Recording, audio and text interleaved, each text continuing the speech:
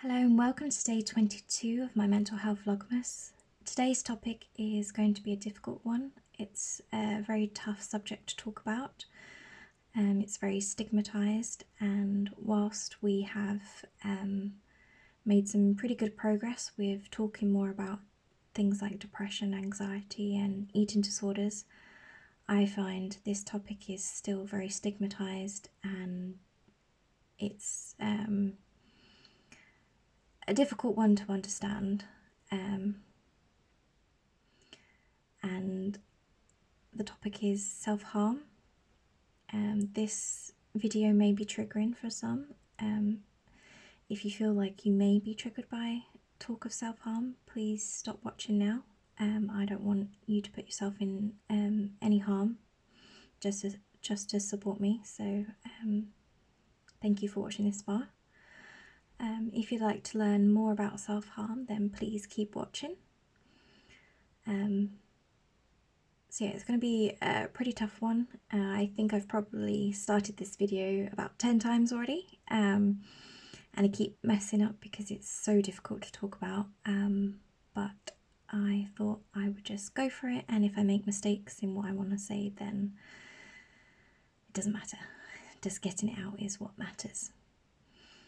So self-harm can be thought as a behaviour that is used to cope with emotional distress, and people from all different backgrounds self-harm. It doesn't affect just one subset of people or just teenagers. It's everyone can be affected. It doesn't discriminate. So some forms of self-harm can be cutting, burning, hitting, abusing drugs or alcohol, or it could also take the form of unnecessary risk taking.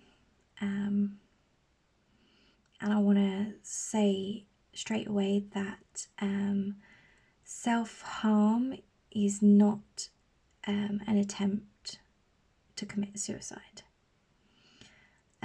Whilst self-harm and suicide do coincide, it doesn't necessarily lead to suicide. So if someone is self-harming, they are not necessarily trying to end their life. So why do people self-harm? Well, that's a really complicated question, really, with a very complicated answer, because there is no one reason. Everyone's experiences are different. But what I can say is there are a few common themes. So, as I said, it's a coping strategy for dealing with emotional distress. For some people, intense feelings can be numbed by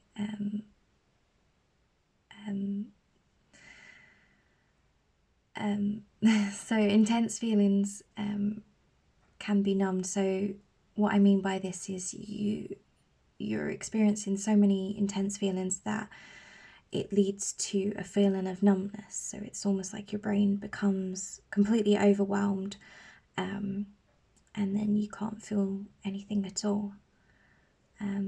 So these feelings can be released by self-harm. It can sort of give a sense of control. Some people feel like it's a form to validate the pain of the psychological trauma that they're going through. It could be a punishment, or it could simply be just to feel something other than the despair they're feeling or the numbness or anything else. So there are lots of very complicated reasons for it, which are also completely individual as per the person's experiences. So self-harm is very difficult to understand if you've never experienced it. and there's a huge amount of stigma, and I feel there's a lot of blaming culture surrounding it. So it's because it's a person doing it to themselves, then they're the ones at fault, and often there's the ignorance that someone just sees the physical harm and they don't realise the psychological distress that's occurring, which has led to this behaviour. And unfortunately, this blaming culture actually also extends to some medical staff who are on the front line, helping out people who have sought out medical help for episodes of self-harm, and this further perpetuates the cycles of shame and low self-worth and can deter people from getting help. Now, I'm not saying all medical staff do this, because they don't. Some of them are absolutely brilliant and are very respectful and kind and help people get the help they need. But because it's so hard to understand why someone would intentionally hurt themselves, some people will not realise that their reaction to it can be even more harmful than the self-harm than itself.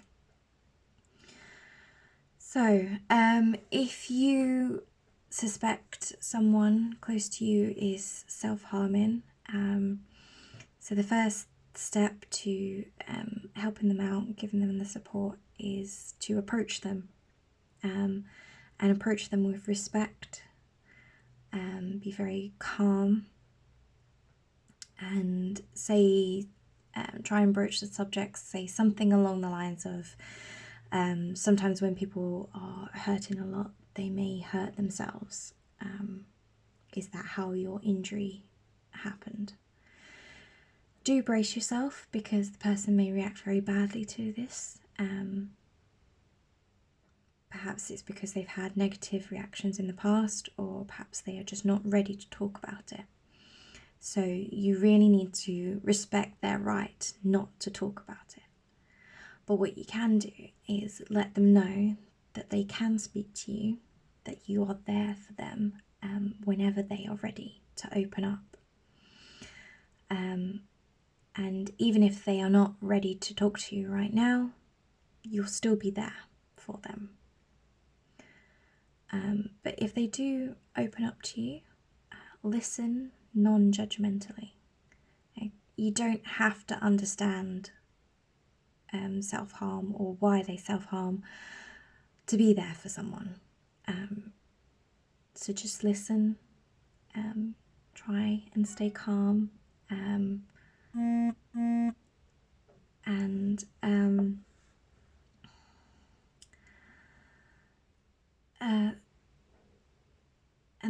then sort of try and broach the subject of what support you can offer them, what support they can find for themselves. So it can be very helpful to go to self-harm charities, which run groups. There's usually one in a local area, which you can look up. And it can be very helpful to talk to someone who has experienced self-harm, because they may be able to understand better than someone who's never done it themselves. So encourage the person to get professional help. Don't try and take it on yourself. You need to protect yourself as well.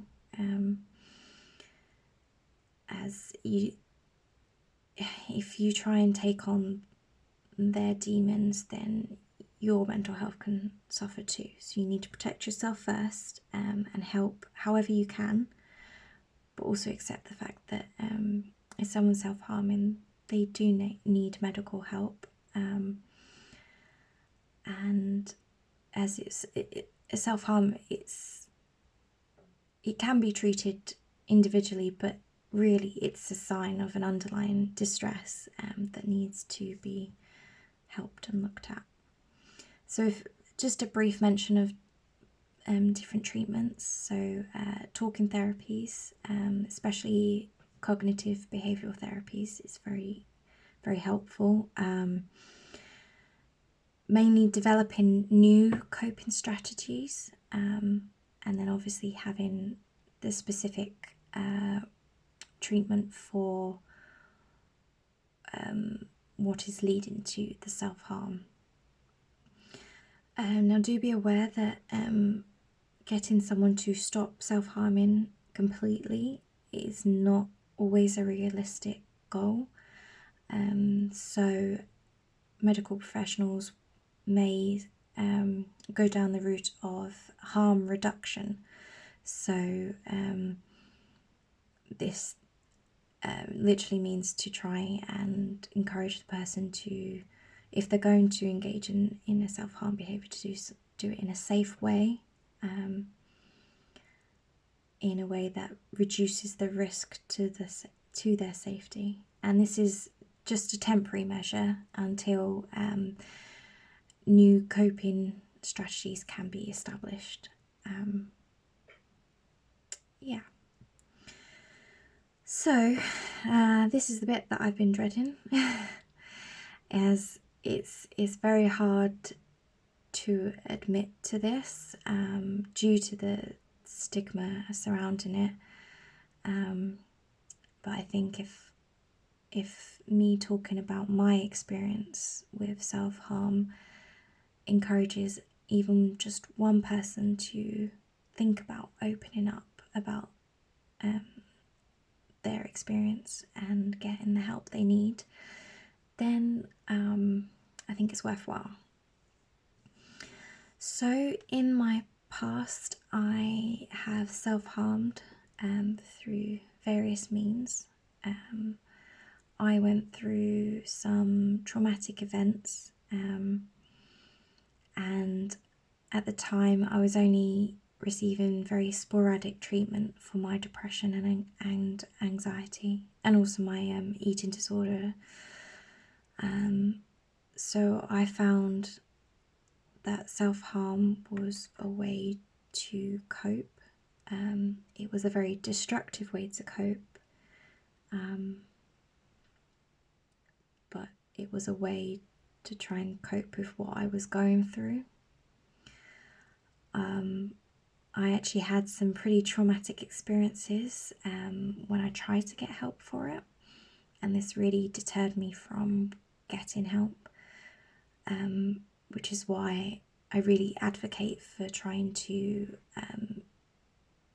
approach someone in a calm manner and non-judgmentally, because it can be really detrimental, and I can't really say how long it delayed me getting help, but it was quite a long time, and I tried to help myself a bit, but I really needed professional help, which I got eventually. And I found that the bad experiences that I had when trying to talk about it really perpetuated the feelings of shame and low self-worth that I was already feeling. So I didn't treat myself with any kindness for a very long time.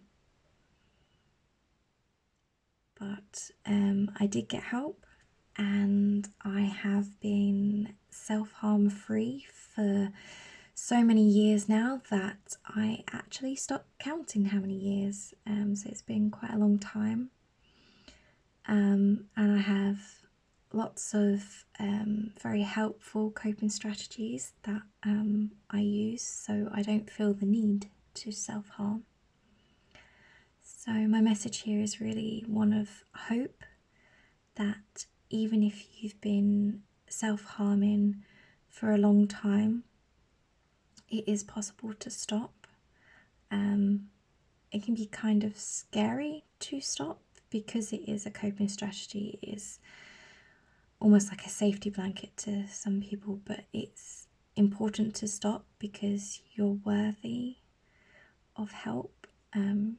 You're worthy of being happy and treating your body with love. So yeah, so it's there's always hope. There's help out there, and there's lots of resources out there as well. I'll put a few links in the description box for people who are self-harming, but also for those who want to support people that they know are self-harming. So yeah, so that's all I'm going to say on it today. If you've made it this far, thank you so much for listening. It's such a difficult subject to talk about, but it's really important because the more we talk about it, the easier it is to talk about it, and the hope is to help people get help earlier. So yeah, so thank you. So my happy thought of the day, which I think is really important, was so I had the day off work, so whilst I still had to do some sort of chore things and prep for Christmas, I took the time to relax and I watched a lot of Netflix actually, which was great. I had a bath with a Lush Bomb, which was wonderful, and I really took the time to look after myself because I knew I wanted to do this video and I knew it was going to be difficult. So I made sure that I did lots of nice things before recording it, and I'm going to do lots of nice things as soon as I'm done. So thank you for watching. As always, be kind to yourselves. I will put a link to my previous videos in case you missed them, and I hope to see you tomorrow. Thank you so much for watching.